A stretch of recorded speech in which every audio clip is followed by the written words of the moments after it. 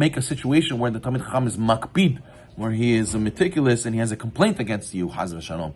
We know there are many stories in the Gemara where the foolish people, they upset the Chachamim, and the Chachamim looked to them with a judgmental eye, and they dropped dead. They died. Even the Gemara says in Masechet Brachot that someone spoke ill about Avur, the Shmuel, after he died, and the beam in the house fell and cracked the guy's head in half.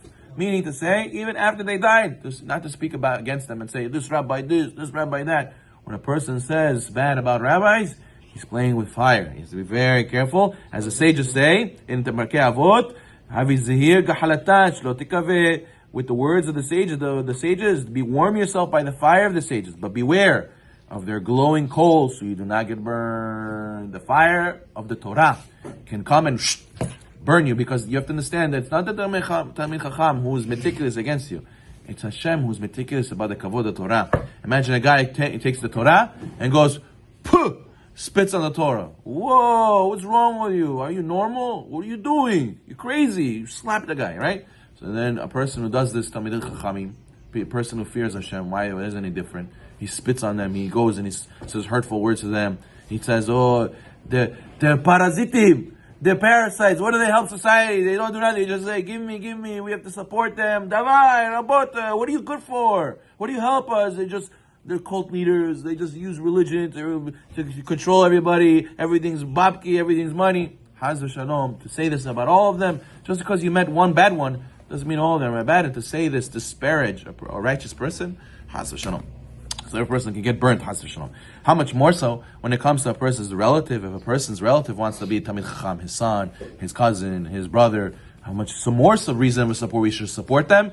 Because it's a sham that today we say, oh, lawyer, doctor, ooh, good, maladis. But rabbi, what, money grow on tree? You're going to be a rabbi? Come on. What do you need to be a rabbi for? That's nothing special. No, opposite. We have to support them, give them as much support as we can, because they're doing something fantastic, something great. There was a person who told me he was learned, and he was trying to be a Talmid Chacham, and he said that all his relatives were working, and the one person they used to call to pick up people from the airport was him. And he said, why you always call me? He said, you're doing nothing all day. Knikichtai, sitting down, chai piyut. What are you doing? It's not like you're working or anything. You're not doing anything important. You're not busy. Go pick up these people from the airport. He didn't understand. It should be the other way around. A person who's learning Torah is the greatest mitzvah in the world. It should be that you should call, he's the last person you should call.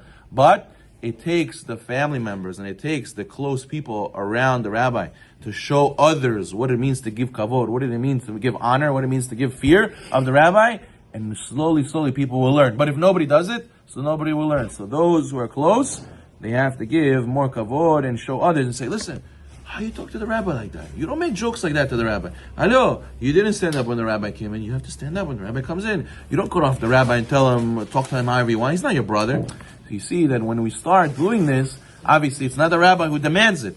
We're doing it for the honor of Hashem. It's the Torah inside of the rabbi. It's the fear of Hashem inside the person who's fearful of Hashem is what we're giving honor to. Baruch Adonai Olam. Amen.